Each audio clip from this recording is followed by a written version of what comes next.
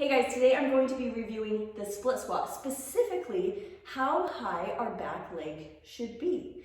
Because if our back leg is too high, what you're going to do is you're going to create an unstable environment, and therefore it's going to affect your output. And if the goal is fat loss or if the goal is muscle building, it doesn't matter. It will affect both of those because you'll be limited on the amount of output, okay?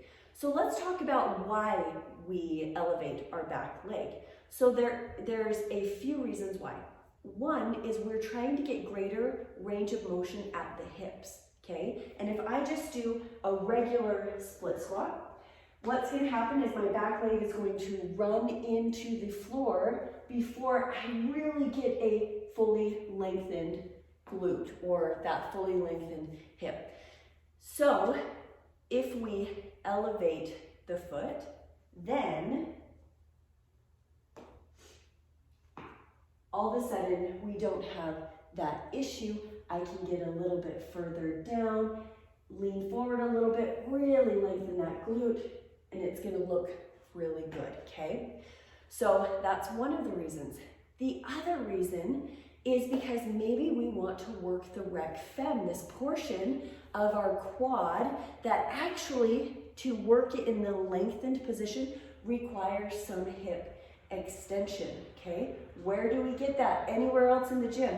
It really is just the split squat with the back foot elevated. So if you want to work the rec fem in its lengthened position, this is how. So maybe you're doing it because you want more range of motion in the hips.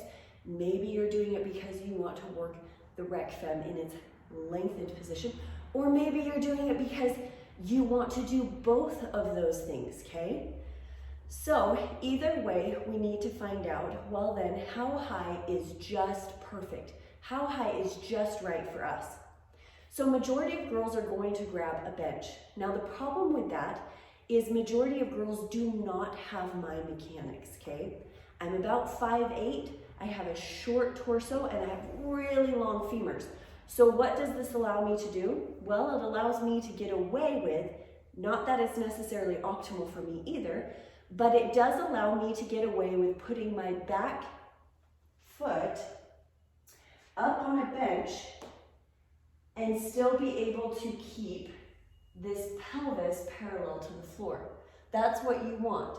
So as you go through this movement, you want this pelvis to remain parallel. You don't want any tilting, okay? But the problem is majority of girls, the bench is too high.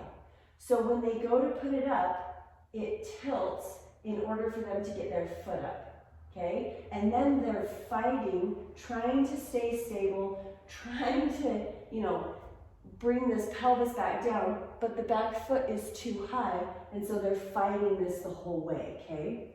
Or maybe they're able to keep it parallel at the top, but as they go down, they don't have the mobility, and it's just turning them, okay? So majority of women, majority of my clients, when they send in videos, the bench is way too high. So what they can do then is go ahead and stack some weights and the plates, and we can kind of test from here, okay? So put your back foot up. Are you able to keep that pelvis at the very beginning? Are you able to keep that pelvis so that it's parallel to the floor? And as you go down, are you able to keep that as well, right? So I'm able to get a really good lengthening of that glute. I'm able to get that rec fem, everything with a much lower step. In fact, you will notice it is far more comfortable for you as well.